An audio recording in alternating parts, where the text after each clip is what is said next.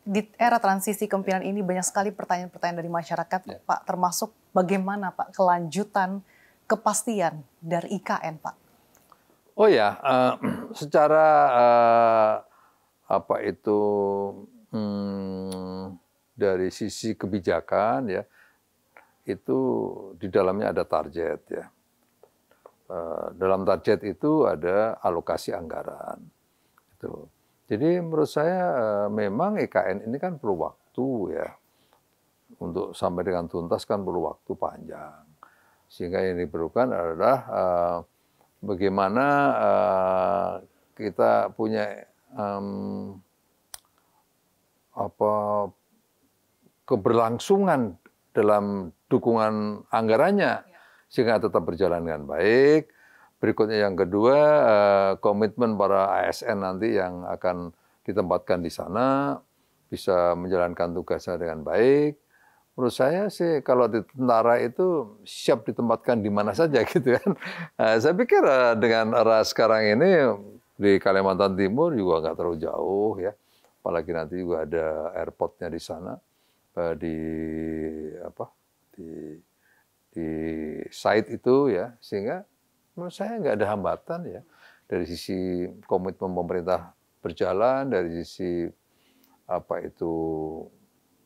pencapaian target yang didukung oleh sejumlah anggaran seperti periodisasinya ya menurut saya. Pak Muldoko, yang terkait dengan concern global terkait juga dengan bagaimana upaya negara-negara termasuk Indonesia untuk menekan emisi karbon. Bagaimana langkah pemerintah, Pak, untuk mengakselerasi atau mempercepat hal ini, apalagi di tengah berbagai transformasi yang ada? Ya, pemerintah melalui Paris Agreement sudah bersepakat ya kita menuju zero emission pada 2060. Tapi upaya itu kan nggak mudah ya. Maka komitmen itu diwujudkan melalui saya mesti membuka catatan saya ya bahwa dalam rangka menuju 2060 itu maka sektor-sektor yang perlu diatensi oleh pemerintah adalah satu di sektor energi, karena sektor energi itu salah satu penghasil emisi cukup tinggi ya. Jadi PLTU, pembangkit listrik tenaga uap yang menggunakan coal atau batu bara itu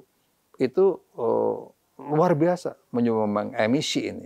Maka pemerintah Indonesia punya roadmap bagaimana mengurangi penggunaan batu bara secara bertahap. Nah, sekarang udah mulai 10%, nanti terus akan berikutnya. Berikutnya di sektor produksi, pabrik-pabrik itu juga mengeluarkan emisi karena ada yang menggunakan diesel lah dan seterusnya. Ini juga menjadi atensi. Berikutnya yang ketiga adalah sektor transportasi. Ya. Maka transportasi sekarang kita baik itu passenger maupun transportasi publik, kita berharap penggunaan mobil listrik semakin masif ya. Kita sedang mensosialisasikan untuk itu. Tuh. Berikutnya Indonesia juga memasuki National Determinant Contribution. Jadi kontribusi Indonesia dalam pengurangan emisi itu 29% oleh usahanya sendiri. Tuh. Dan berikutnya 41% oleh dukungan internasional. Nah, bayangkan kita punya sebuah semangat untuk itu ya di NDC. Berikutnya juga kita meningkatkan bagaimana sumber-sumber energi baru terbarukan di kita punya PLTA yang sangat besar di Kalimantan Utara ya. Berikutnya di Sumatera juga begitu. Kita punya sumber-sumber matahari yang perlu kita gali melalui surya panel gitu ya. Nah, saya pikir usaha itu nyata banyak kok. Sekali yang perlu dimaksimalkan lagi ya, Pak. Iya, gitu. Lalu bagaimana dengan ekosistem kendaraan listrik, Pak? Karena Indonesia berambisi untuk menjadi pemain global industri ini, Pak. Saya kebetulan Ketua Umum Periklindo ya, Perkumpulan Industri Kendaraan Listrik Indonesia. Saya sangat paham untuk itu ya. Memang kalau kita berbicara mobil listrik itu sering bicara antara chicken and egg gitu ya, ayam dan telur begitu ya. Tapi sekarang ini pemerintah melalui PLN punya sebuah program yang sangat masif ya, bagaimana memenuhi kebutuhan mobil listrik di sektor charging station, ya, SPKLU. Ini sudah bekerja, ya. Berikutnya swasta juga sudah beberapa perusahaan swasta yang bermain di sektor itu, baik melalui swab maupun melalui SPKLU yang lebih permanen. Berikutnya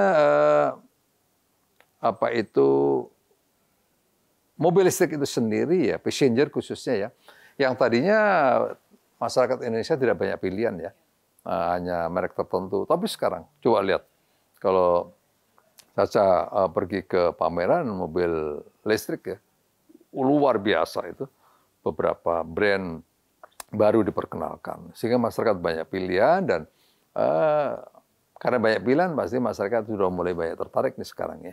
Tuh. Berikutnya satu persoalan yang sebenarnya belum berjalan dengan baik, yaitu di leasingnya.